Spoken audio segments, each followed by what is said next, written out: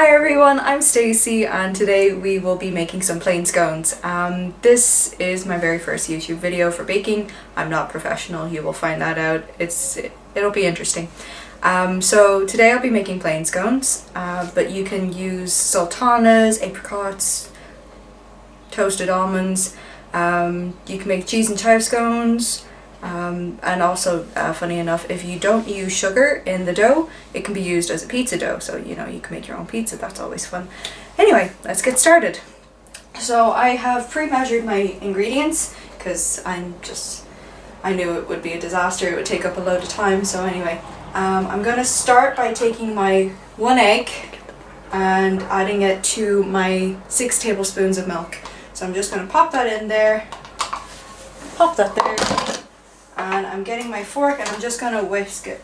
So you want to keep this separate from your dry ingredients for a bit, because we're going to be using some of it later to glaze our scones. So that's nice and mixed. It's not perfect, but sure, it'll do. Pop that there, you in there. Right, we're on to the fun part. So I'm gonna get my flour. Now this is 225 grams of self-raising flour. It's also about a cup and 3/4 of a cup. So you know, just so as you know. So I'm just gonna sieve that in there because we want to work some air into this to make our scones nice and fluffy. I'm not dumping the whole thing in at once because it wouldn't sieve. It'd take forever, and I don't really want to be here forever. It's not really what I'd like to do. So that's sieved in. That's the flour in. I'm going to put that there. Next, I am putting in my salt. So it's 1/4 teaspoon of salt. Not much, but it's just enough to give the scones a little bit of an oomph. So pop that in. You don't really need to put it in, but I like to put it in. So that's that. So that's the salt. And then, I'm so nervous. And then we're going to be putting in our butter. Now this is 50 grams of butter. It's, how much of a teaspoon, a cup is it? It's about 1/4 of a cup, I think, if I remember correctly. So we're popping all that butter in there, scrape that off. And this is the messy part. So for scones, there's lots of different baking methods you can use. For scones, we use the rubbing in method. And it's called the rubbing in method because you use your fingers to rub the butter into the flour. So you just pinch your fingers into the butter and you lift it up and rub the butter into the flour until it resembles fine breadcrumbs. You want to have good wrists for this because it does kind of tire them out after a while. But yeah, just take your time with it.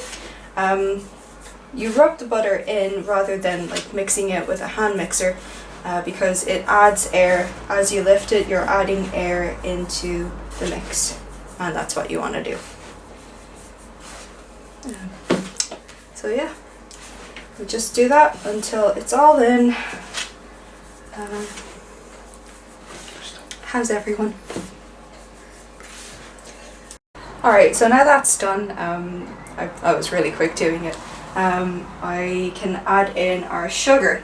Now you don't have to use caster sugar for this, but it does add that nice bit of sweetness. So if you're making cheese and chive scones, don't add in the sugar. If you're making pizza dough, do not add in the sugar.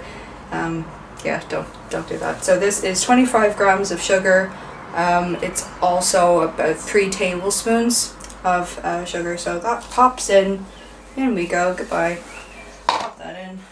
And we get our spatula and we just mix that in. Okay, the sugar's a bit lumpy, but that's fine. Because now we will be adding in our wet ingredients. So what I've done here is I've made a wee well in the center, just so I can pour in the wet mix. Before I put in the wet mix, I almost forgot, we are adding in 1/2 teaspoon of baking powder. So not much, but it'll combine with the air and give our scones a nice lift. So mix that in.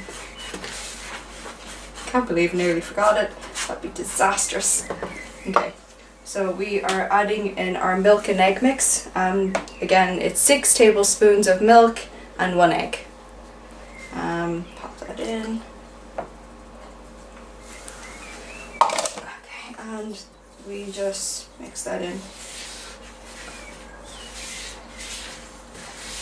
So with scones, you kind of need to watch your batter. If it's too wet, you add in a bit of milk, a little at a time. If it's too dry, if it's too wet, you don't add milk. If it's too wet, you add in flour a bit at a time. And if it's too dry, then you add in milk. Goodness gracious.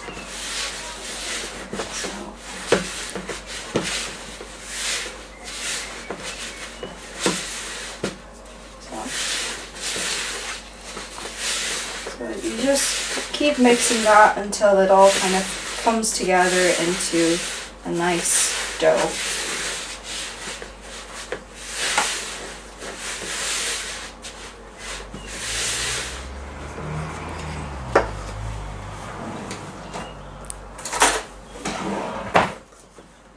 Just gonna scrape the spatula with a knife. Them in there, and we're gonna start forming this together with our hands, because you can't really get a feel for the dough until you feel it. So you very gently bring the dough in together. You don't want to knock the air out of it, because then you will be biting into a very flat scone, and they're not fun.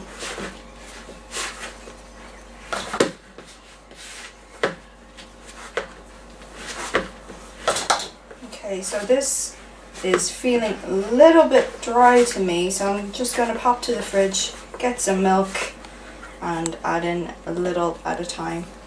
Got my milk. I've gotten an extra bowl to pour the milk into the teaspoon, because we don't want to put too much milk in there, because they'll have to use a lot of flour, and that's not always great. So I tend to spill things, and I'm shaking like a leaf. So that's why I'm using the bowl. You don't have to. So I just put in a teaspoon of milk there. Should be enough. If not, I'll get some more. So just pop that on there. Grand. I didn't say.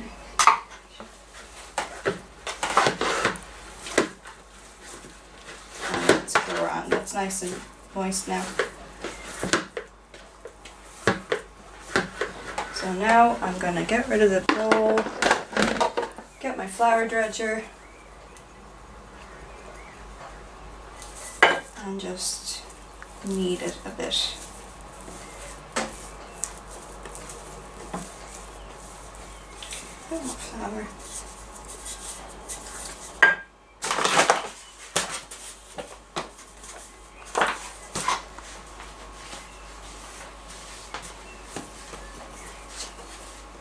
So you knead it no more than 6 to 8 times, because you want to keep the air in, and you don't want to overwork it, because then your scones are a bit a wasp. We have a wasp. That's fun. That's what you get for leaving the window open. So you just flatten your dough till it's about 2 centimeters thick. I don't use a rolling pin because I don't like my scones too thin, and that tends to happen when I use a rolling pin, so I don't use one. Before I start cutting my scones out, I'm going to get my flour dredger and my baking pan, and I'm just going to lightly flour it. You can grease your baking tray, but I don't really like scrubbing trays, so I just flour it. Comes out much easier. So we cut our scones. They're nice and big. You can use a glass, you can use a scone cutter, a cookie cutter, if it's, you know, a fairly normal shape. Yeah, I usually use a glass, but recently I found my scone cutters again, so I was like, ooh, I can use that. So here we are. If you're using a scone cutter and the edges are kind of crinkled, you don't want to twist it, because then you can't have a crinkled scone. So once that's cut and you can't really fit any more circles out of it, you just knead it again, spread your flour, pop it back, push it out, scone cutter and start cutting again. So I've had my oven preheating. It's been, so depending on your cooker, mine is gas, so it's at gas mark 6. But you know, you can, if you have a fan oven, it heat it to 190 degrees. If you don't have a fan oven, 200 degrees should do you. So because I used a pretty big scone cutter, I'm not getting a lot of scones out of it, but sure, that's fine. So the smaller your scones, the more you get out of them, really.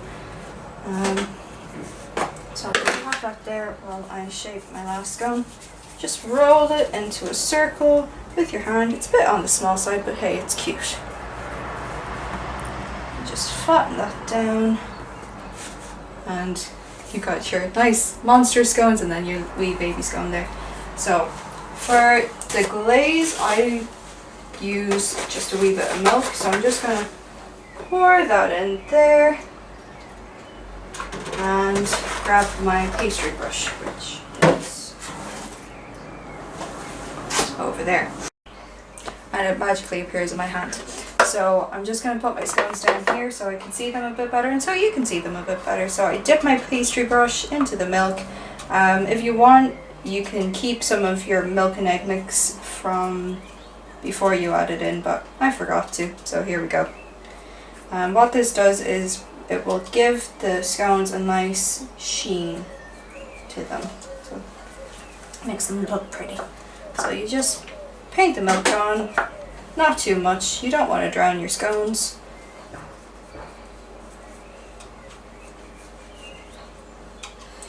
And then we are going to put these into the oven and on the top shelf and let them bake for 15 to 20 minutes or until golden brown. So here they are, and in we go.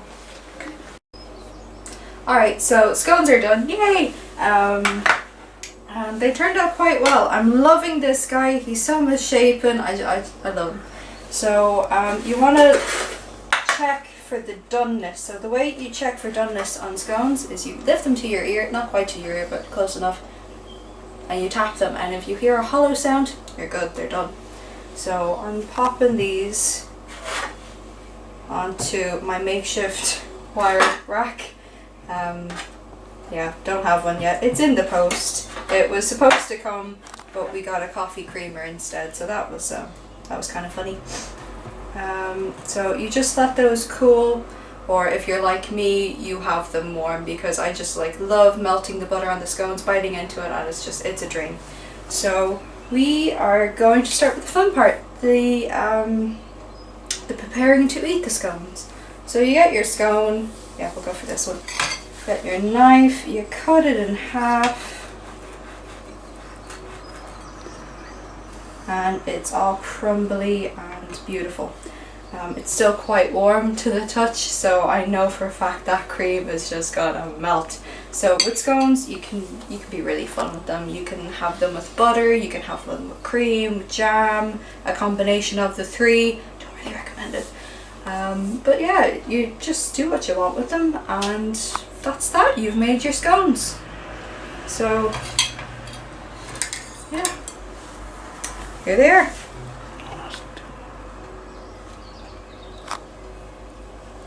Thanks for watching, and maybe I'll do this again if everything goes well.